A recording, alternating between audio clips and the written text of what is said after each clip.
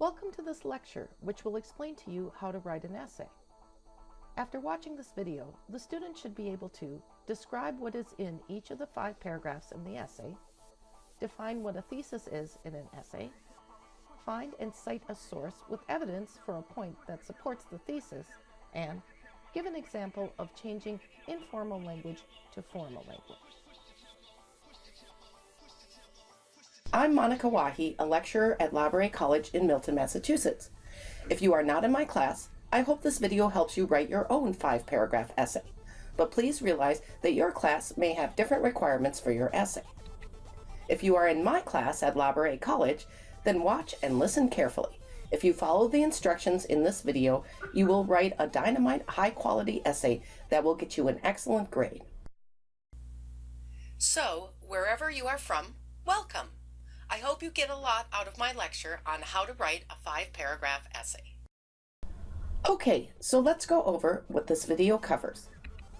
First, this video will define what a thesis is and explain the parameters of this assignment.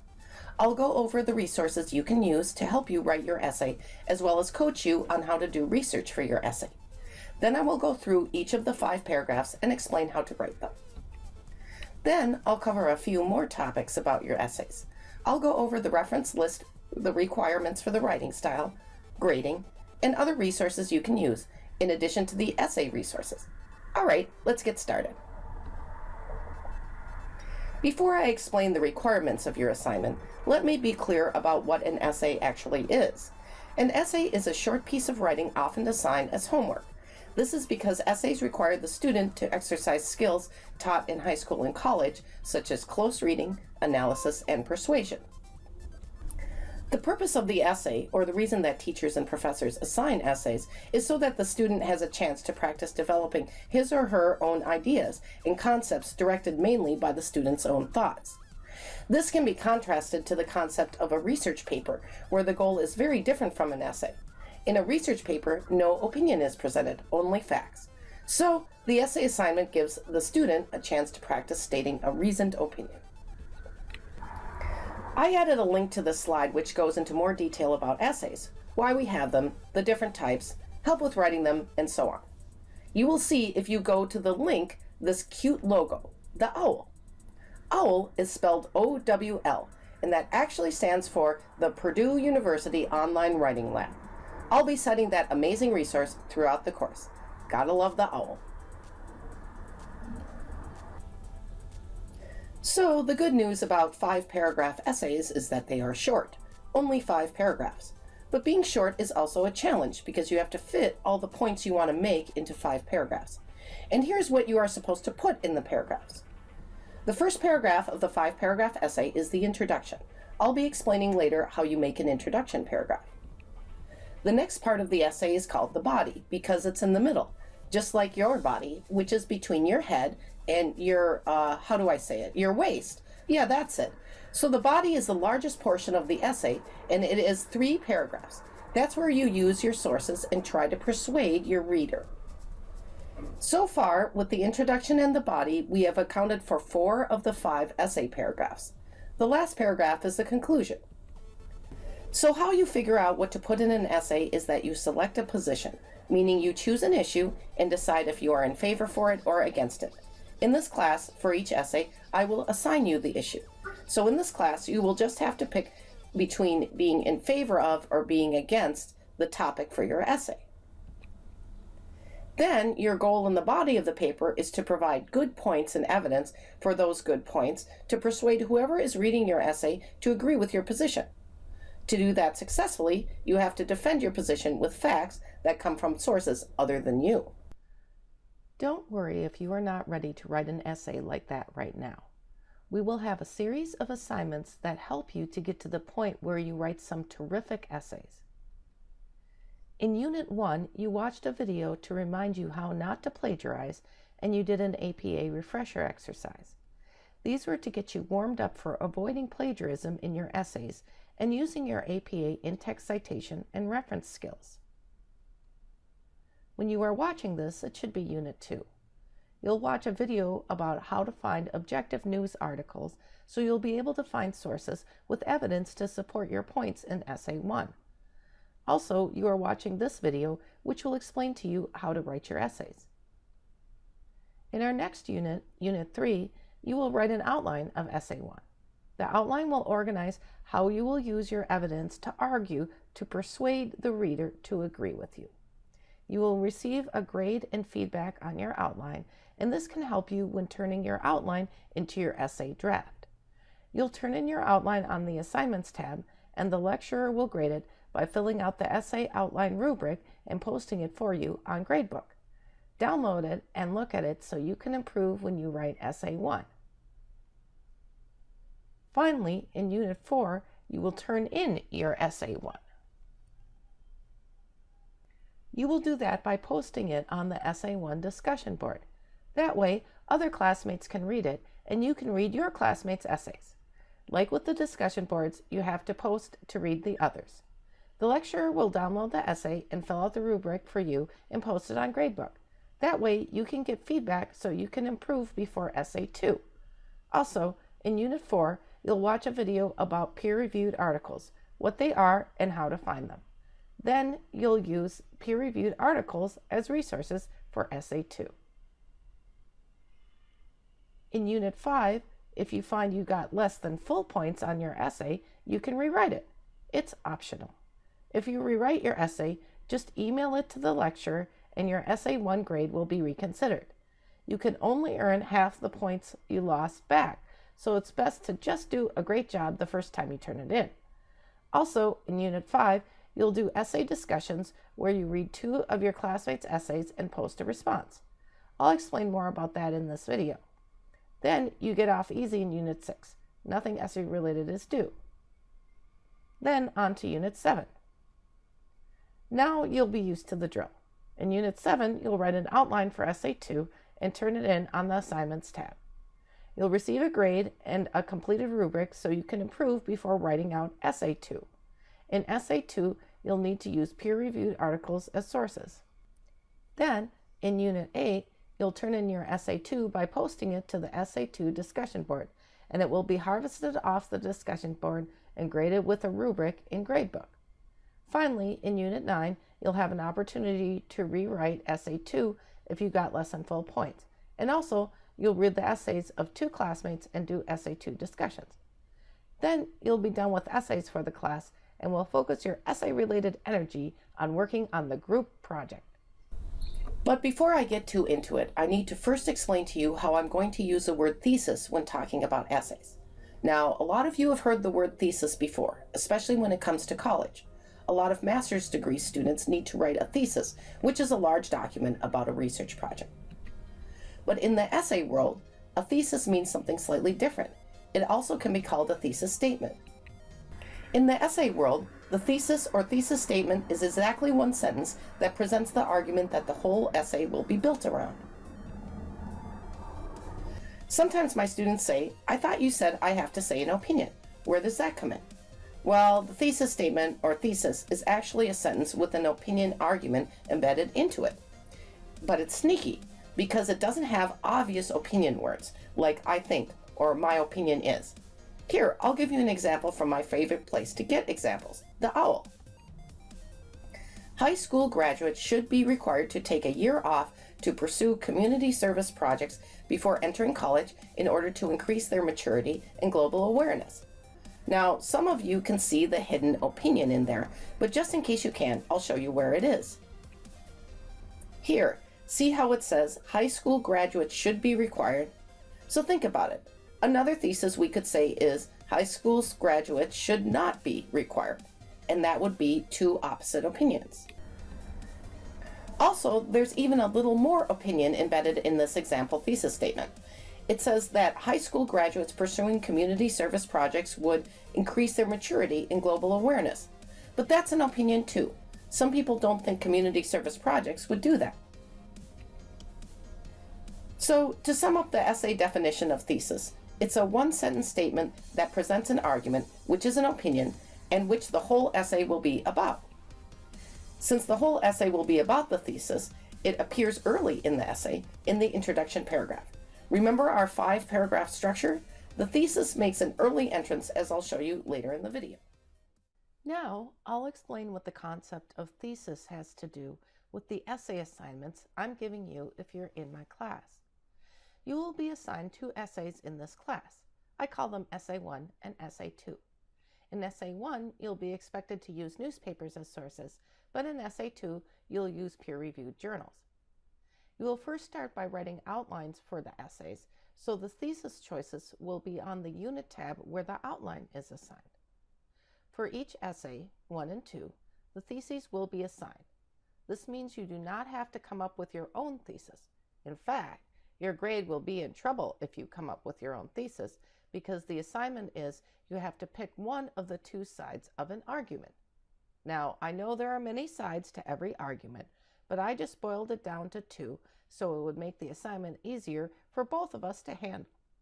Now, from class to class, I'm going to mix up the choices of theses I assign each time. But I made some sample essays I posted on e-learning on the Essay Resources tab for some example theses I will not use. So let me show you those example theses. See how we have choice 1 and choice 2. Let me read them. Choice 1. This paper will argue that Obamacare caused many changes, but overall it was a failure. Choice 2. This paper will argue that Obamacare caused many changes, but overall it was a success. So if these were the real essay theses you had to choose from, you would have to pick choice 1 or choice 2. Then you'd have to build the rest of your essay around your chosen thesis. By giving you a choice between the 2, I thought it would make it easier for you to concentrate on the rest of the essay, where you have to provide evidence to support the thesis. So for the students in my class, to turn in the essay, you actually are supposed to post it on a discussion board. For example, Essay 1 will be posted on the Essay 1 discussion board to turn it in. Then the following class, we will have essay discussions. That's where each student will read 2 essays from other students and post a response on each for a total of 2 responses. Each essay discussion response will be worth 2 points for a total of 4 points. Each must be 3 to 4 sentences and must compare the arguments made in the essays. There are resources on e-learning to help you write your essay. For instance, on the Essay Resources tab, there are 2 sample essays. These essays also have example outlines, so you can have guidance when doing your outlines. There are annotated versions of essays, like the ones you will see in this video, where items on the essays are highlighted. Other items on the Essay Resources tab include tips on writing the essay, blank forms, and rubrics. There are other resources to help you with your essays in e-learning. To help you with APA format, there is the APA Resources tab. To help you find sources using Library's library services, check out the Library Services tab. And don't forget to ask the lecturer discussion board if you want feedback directly from the lecturer. Let's say you decide to write one of your assigned essays and you choose one of the 2 choices for a thesis. Before you actually start writing anything, you have to do research. You have to find evidence for points you will make to support your thesis. Also, you need to keep track of the sources you use during your research that provided the evidence you will use so you can cite and reference them later. Let me show you an example. Okay, before going on with this video, I want to make sure you know something because not everyone knows this. Obamacare and the Affordable Care Act are the same thing. Obamacare is just a nickname for the Affordable Care Act, which is abbreviated ACA. I'm telling you this because the sample essay I'm showing you in this video as an example is about Obamacare, and I use the terms Obamacare and Affordable Care Act interchangeably. And I just wanted to make sure you knew that they were the same thing or you'd be confused. So if you knew that already, fine, but if you didn't, don't feel stupid. Comedian Jimmy Kimmel interviewed people on the street in California about which they preferred, Obamacare versus the Affordable Care Act, and why. What's hilarious is they do not realize they are the same thing. Definitely watch this if you need a laugh. Okay, now that we got that out of the way, let's go back to our example theses. Here I'm going to use the example thesis from sample essay 1, which is, this paper will argue that Obamacare caused many changes, but overall it was a failure. Because this is a 5-paragraph essay and the body will contain 3 paragraphs, then we will prepare to support 3 points. one per paragraph. So let's ask ourselves, what evidence do we have that it was a failure? Wow! Medical error is the third leading cause of death in the United States? That's pretty bad. Actually, I read this whole paper. It was not that long, but it makes a lot of points.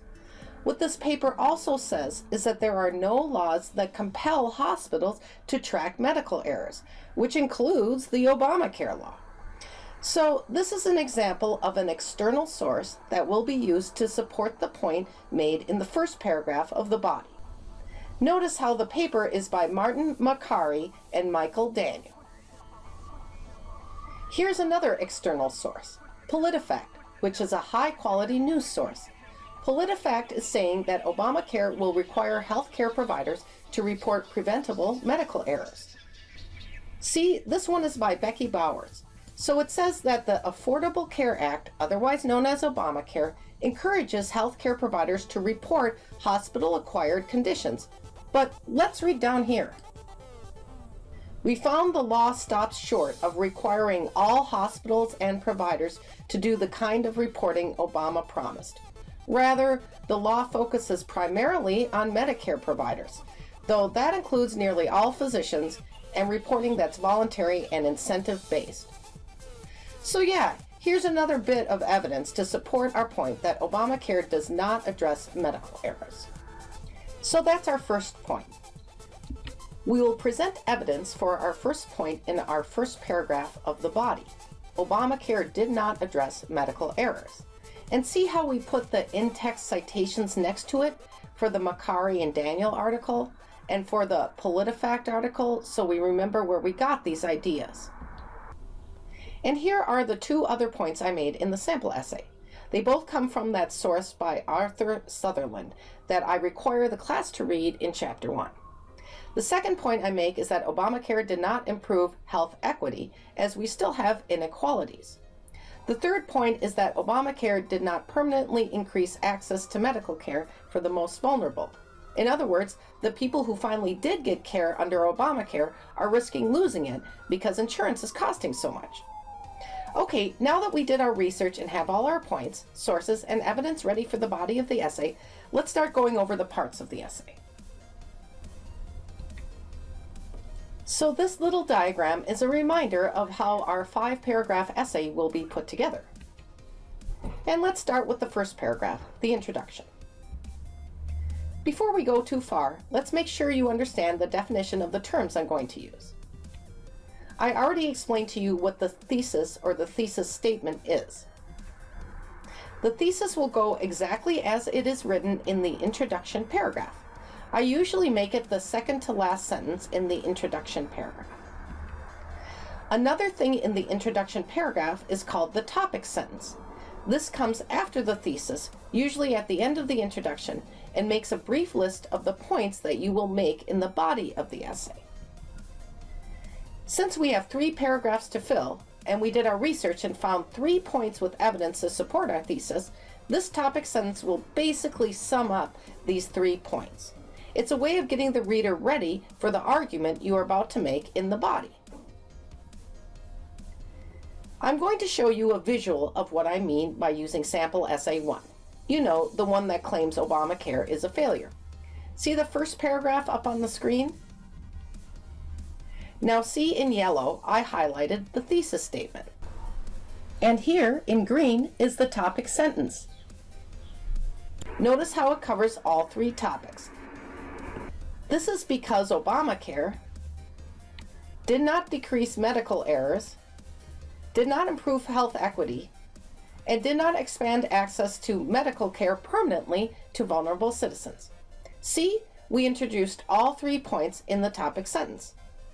If you are wondering about the first sentence, which is white and doesn't have a name, I just call that fluff.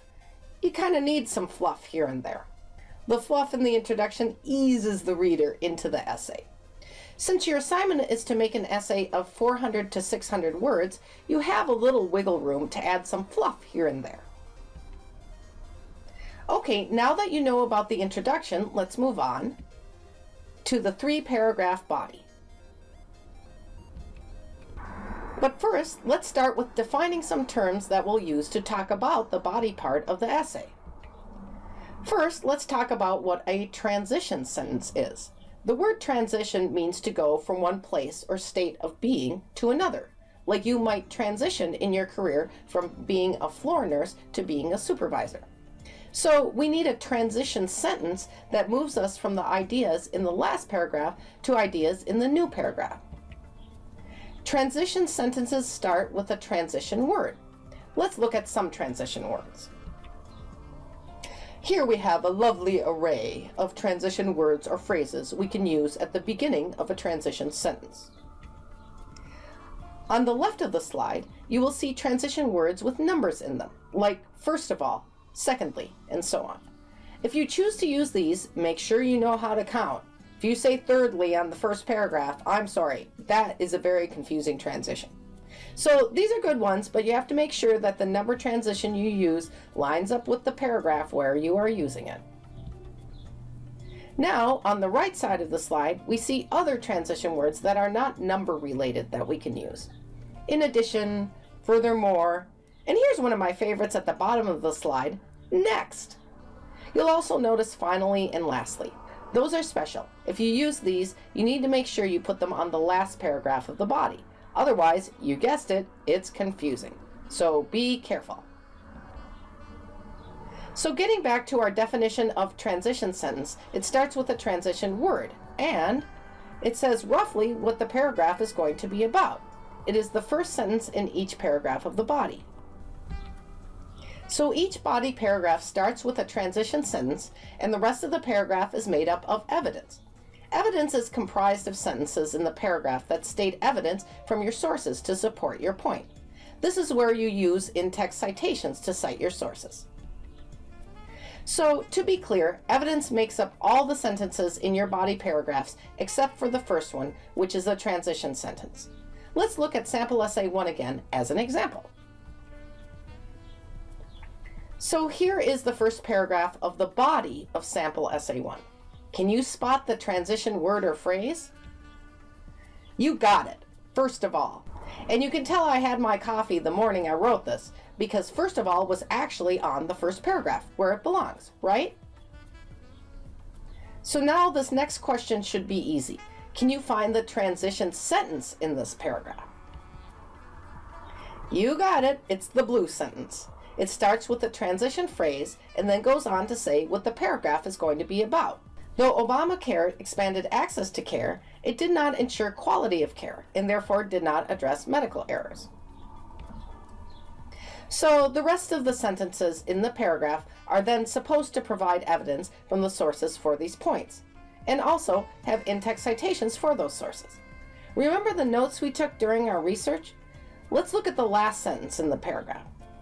The ACA encourages hospitals to report medical errors, but does not require them to do so. That was from the PolitiFact article, so you can see the in-text citation there for Bowers. That's how you do it.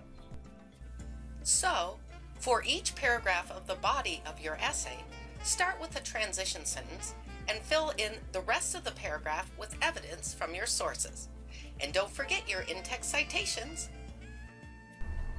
Okay, time to focus on the last paragraph of the essay, the conclusion paragraph. I have to start this slide with a warning. The other terminology I've talked about up until now, terms like thesis, transition word, evidence, those are terms that everyone uses when talking about essays. But on this slide are a few terms I made up because, well, they don't really have an official name.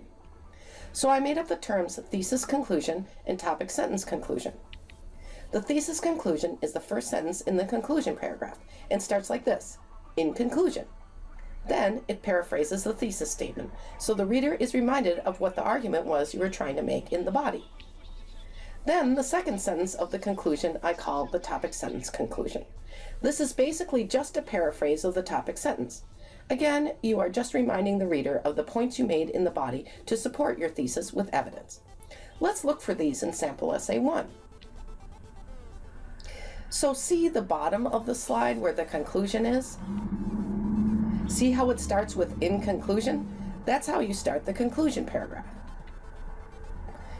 Actually, that in conclusion was the beginning of the first sentence in the conclusion paragraph, which is the thesis conclusion. Notice how it paraphrases the thesis, which was that Obamacare was overall a failure. Now, the next sentence is going to be our topic sentence conclusion. See that? And that paraphrases our topic sentence. Here's the first point about medical error. Here's the second point about not improving equity in healthcare. And here's the third point about not permanently expanding care to vulnerable citizens. And then you will see a little fluff at the end. I like to end things on a hopeful note. Okay, did you catch all that? I just explained how to write each paragraph of the 5-paragraph essay. I explained how to put together the introduction, how to develop the 3 body paragraphs, and how to write the conclusion. The rest of this video will focus on other issues related to the essay. Let's turn to writing style. Although I realize quotes are possible, this paper is really too short to include quotes. So in this essay, do not include quotes. Any evidence from sources should be paraphrased. And don't forget in-text citations for sources when you paraphrase them. Also, you need to use a formal voice in your writing. What I mean by that is you are not supposed to use words like I, you, we, our, us, my, your, and so on. So, for example, if you had the urge to say, we need to advocate for our patients, you would want to change it to get rid of the we and the our. You could say, providers need to advocate for their patients. That is actually clearer because it says who we is. So please use formal writing in the essay. A few more things about writing style. Of course, you need to use correct grammar, punctuation, and spelling, and don't forget to use transition words in transition sentences. Finally, try not to make the sentences too long. If they are too long, see if you can split them up into 2 shorter sentences. Let's also take a look at the grading rubric. Here is what you get graded on. You get 4 points for correct format. This is a biggie. Spelling and grammar are worth 1 point, and citations and references are worth 3 points, 1 for each reference. The introduction is worth 2 points. I'm looking for clear theses and topic sentences. The body is worth 3 points. I'm looking for 3 good solid body paragraphs here. And the conclusion is 2 points, and I'm looking for the thesis conclusion and the topic sentence conclusion here. As you can see, the maximum total points for the essay is 15, but please note something. See these 3 items with the stars next to them? If these are really bad, you will fail the whole essay. So, if your format is not 400 to 600 words or not 5 paragraphs, expect to get a 0 on the assignment. And I don't mind a few spelling errors here and there, but if it's a train wreck, sorry, no points. And citations and references. I know those are picky things too, but if you don't have any, just expect that you will get 0 points on the essay.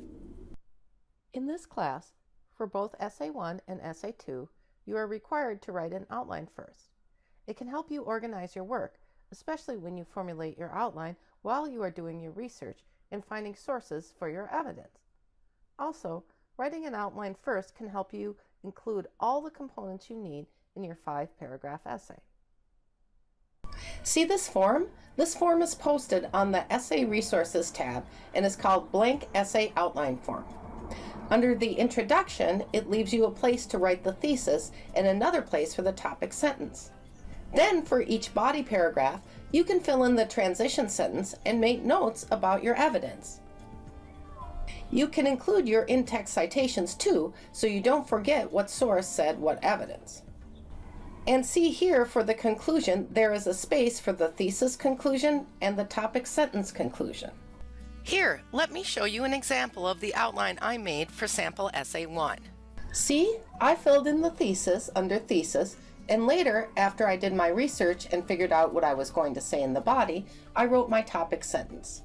Also, notice the evidence listed in the body paragraphs. See how I included short notes followed by in-text citations? This is why making an outline can help you be organized about your writing. It can help you make sure you include all the components and put them in the right order. Both the blank outline as well as the sample essay outlines are posted for you on the Essay Resources tab. Some of you may have a lot of experience writing essays, so you'll have no problems, but others of you, not so much. You might be panicking.